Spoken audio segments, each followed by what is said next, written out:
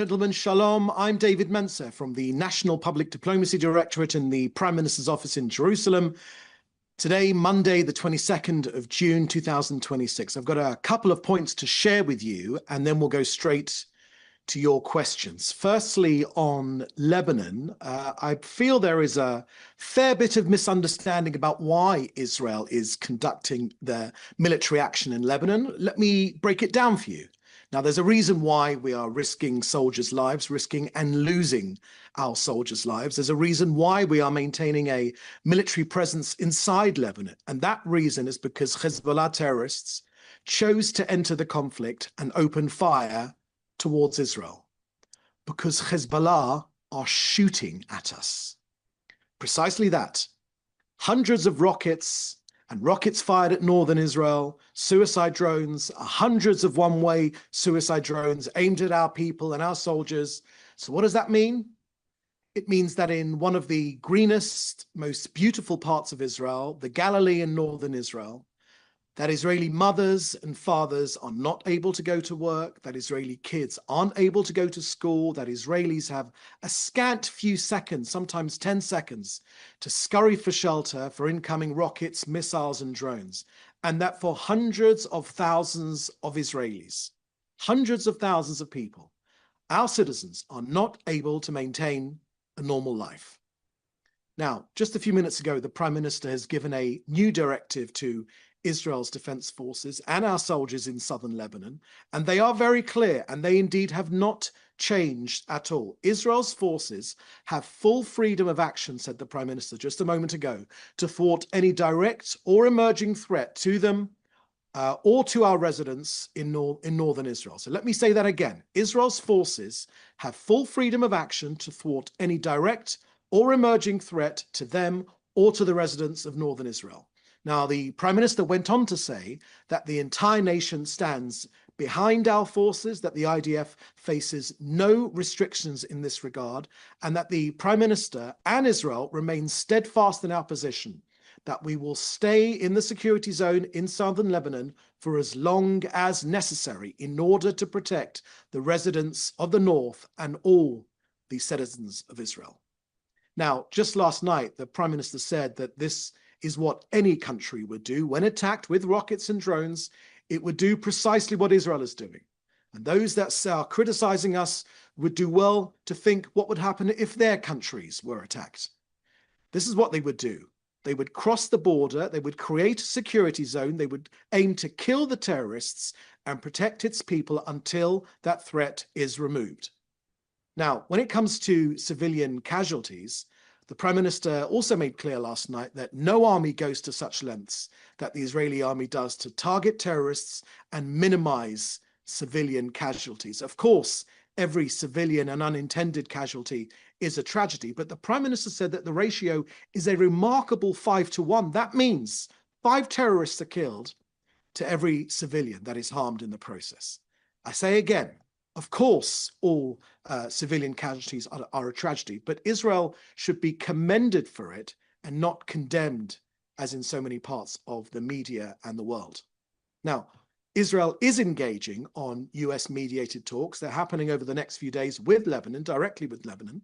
And the purpose of these talks are disarming Hezbollah and achieving a genuine peace agreement. They're taking place right now, over the next few days in DC.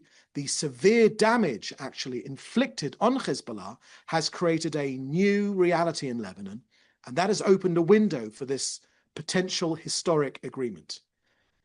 As the Prime Minister has made clear, Israel's war is not with Lebanon, the state of Lebanon. It is with Hezbollah that terrorizes Lebanon and seeks our destruction.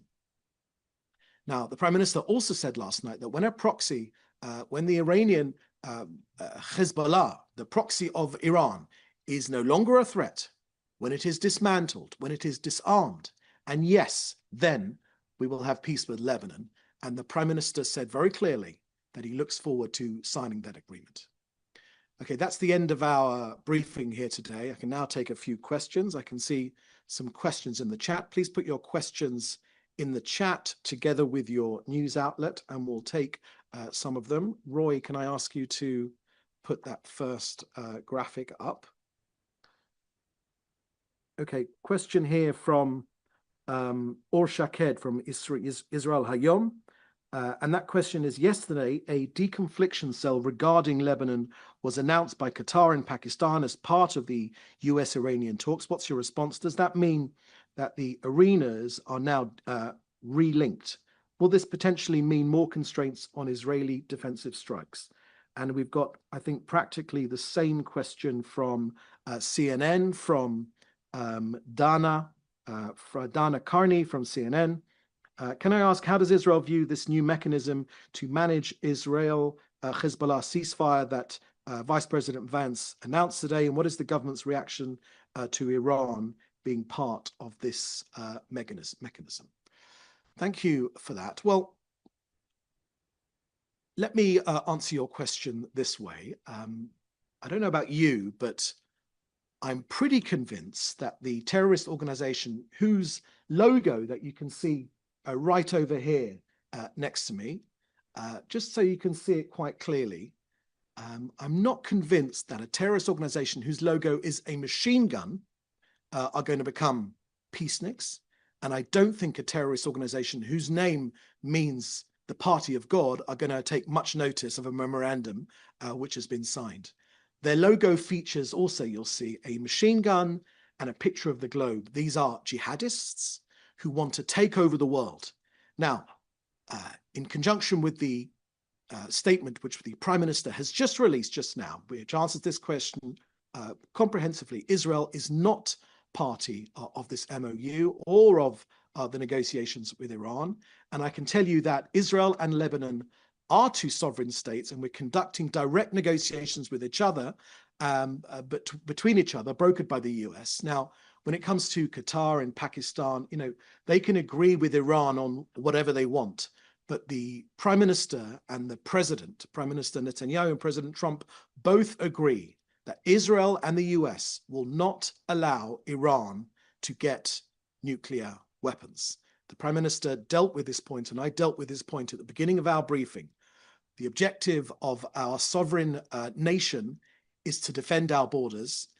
The lesson of October the 7th is extremely clear. We will not allow a genocidal force, terrorist force, anywhere near our border, which is why Hezbollah has no place anywhere near our border and must be disarmed for the good of Israel and for the good of peace with Lebanon. Okay, I hope that deals with that question. Next question I can see here is from Reuters, Stephen Shear.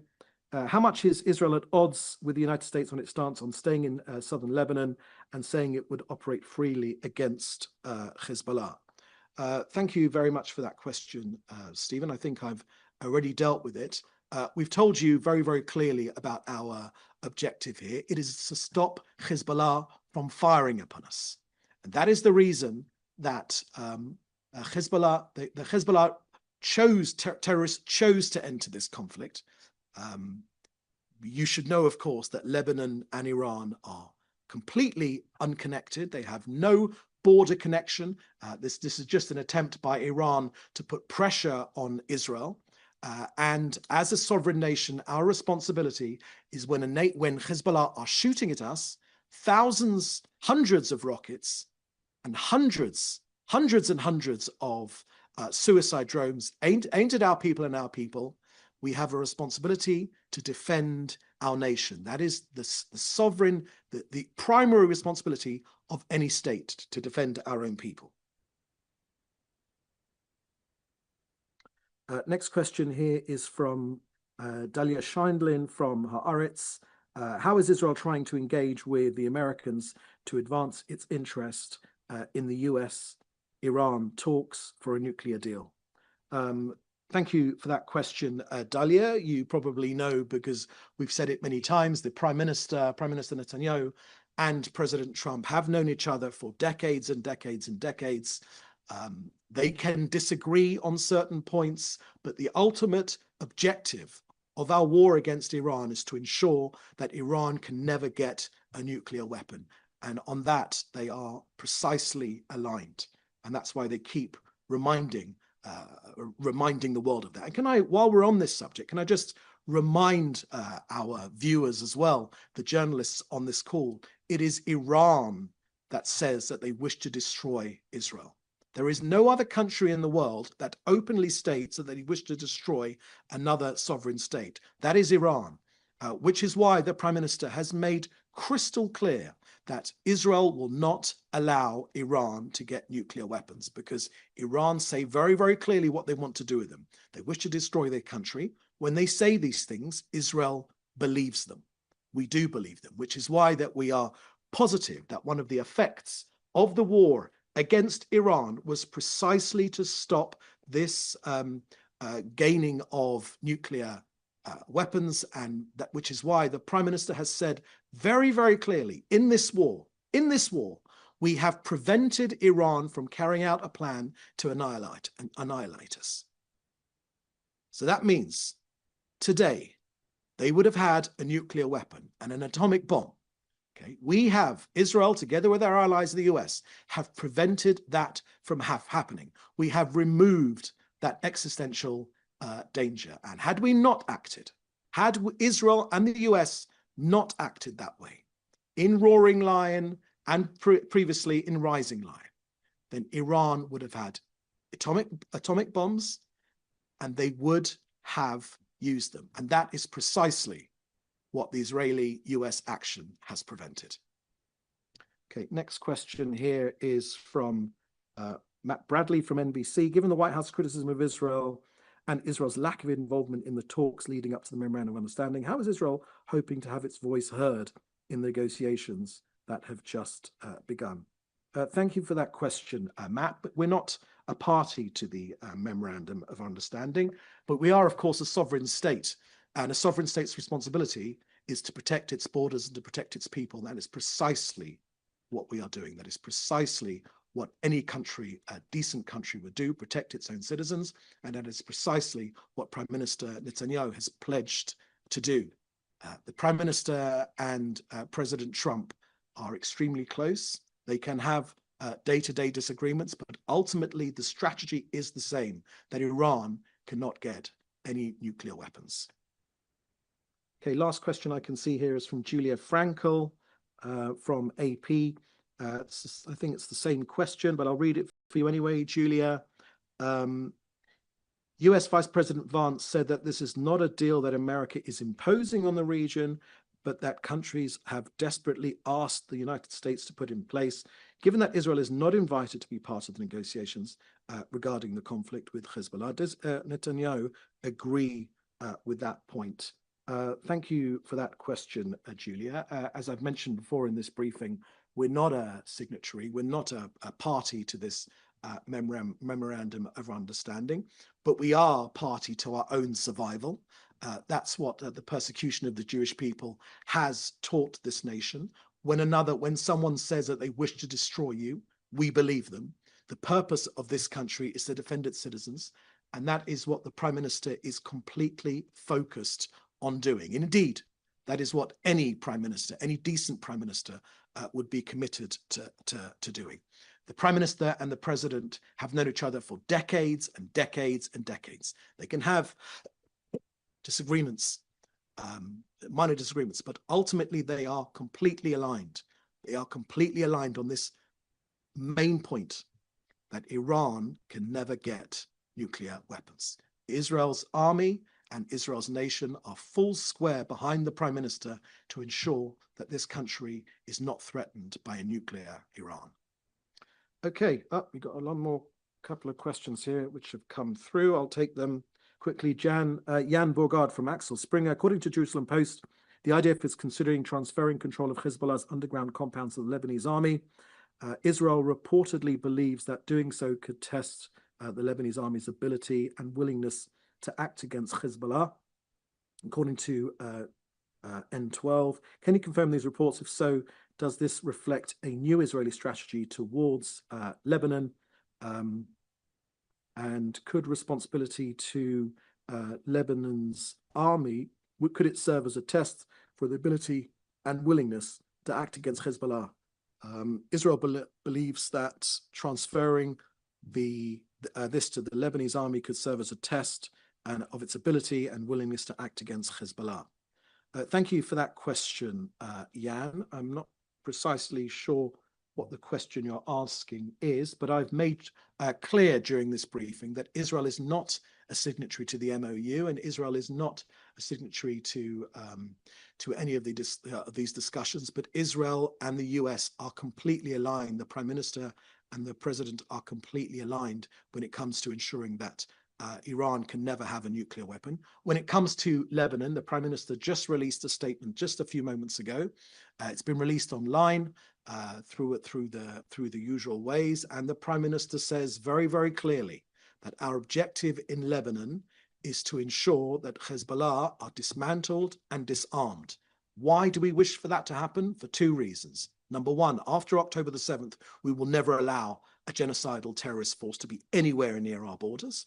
And number two is because Hezbollah have been firing at us hundreds of drones, hundreds of missiles, hundreds of anti-tank missiles. They've killed our soldiers and they've killed our civilians as well. They threaten the lives of thousands of Israel's citizens as well, the northern portion of this country, and no country would put up with that. Now, I mentioned to you that there are discussions taking place in Washington directly between Israel and Lebanon under the auspices of the United States and the State Department. We want those discussions to succeed, but as in the past, as in the ceasefire which was negotiated back in 2024, Iran, Hezbollah was supposed to have been disarmed. Hezbollah was supposed to have been disarmed by the Lebanese army. Now, whether through lack of will or lack of ability, that did not happen, which is why Israel has pushed Hezbollah right back. That's why we've pushed them right back. Now, I won't preempt those discussions as they're going ahead. We want an agreement with Lebanon. We feel that there is no reason why an agreement with Lebanon cannot be taken forward. The only impediment is the terrorist organization of Hezbollah, which is why we believe that they should be disarmed and dismantled. Now, however that happens, then obviously Israel will be in favor of that, whether it's through diplomacy or whether it's through military force. In our experience, it normally turns up to be a connection, a conflagration between those two options. But the Prime Minister has made crystal clear, he did it just now, he did it last night in a speech in English, which you can see for yourself. Israel will not be threatened by Hezbollah, which is a terrorist organization. So however Hezbollah are dismantled, their terrorist tunnels and their arms and their drones are dismantled, and however Hezbollah are disarmed, that would be a positive thing for all of the people in this region, obviously not the terrorist organization. Okay, another question here from Orsha Ked from Israel Hayom. This will be the last question now.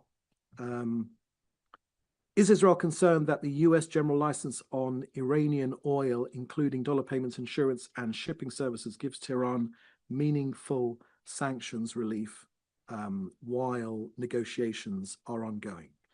Thank you for that question, or Shaked from Israel Hayom. Look, Israel is not a party to this deal. Israel is not a party to the Memorandum of Understanding.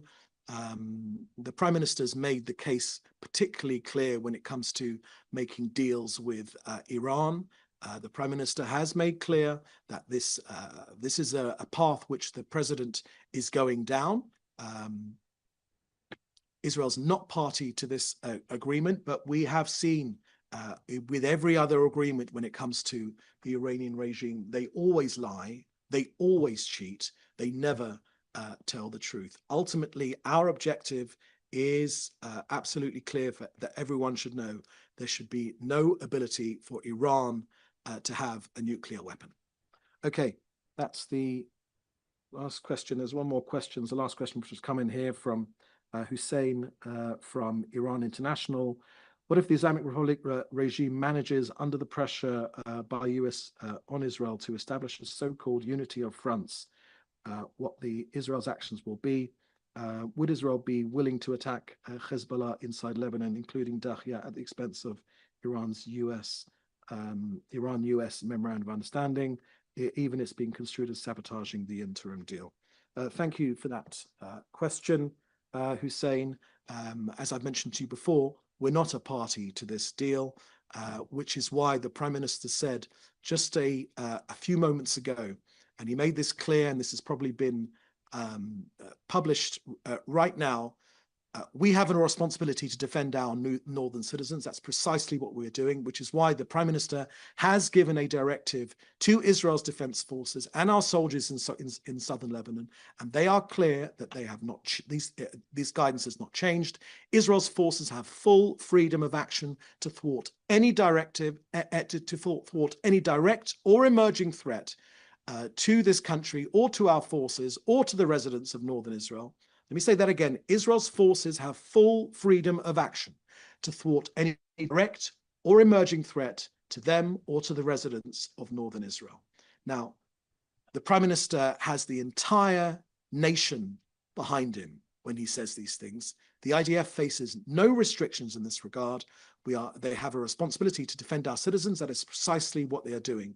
And the Prime Minister has also said that Israel will remain steadfast in our position, that we will stay in the security zone in southern Lebanon for as long as necessary in order to protect the residents of the north and all of the citizens of Israel. And as the Prime Minister said last night, that is precisely what America would do if they were targeted in this way, as we've been targeted by this terrorist organization, and it's precisely what we are doing. Okay, that's the last question today. Thank you for joining us. We'll have another briefing again soon. In the meantime, please do stay safe. You can contact us in the usual way for any questions or interview requests. In the meantime, thank you very much for joining us. Bye-bye.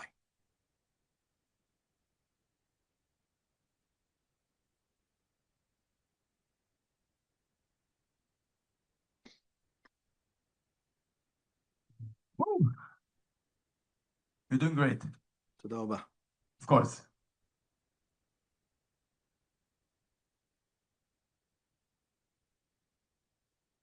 Good endurance on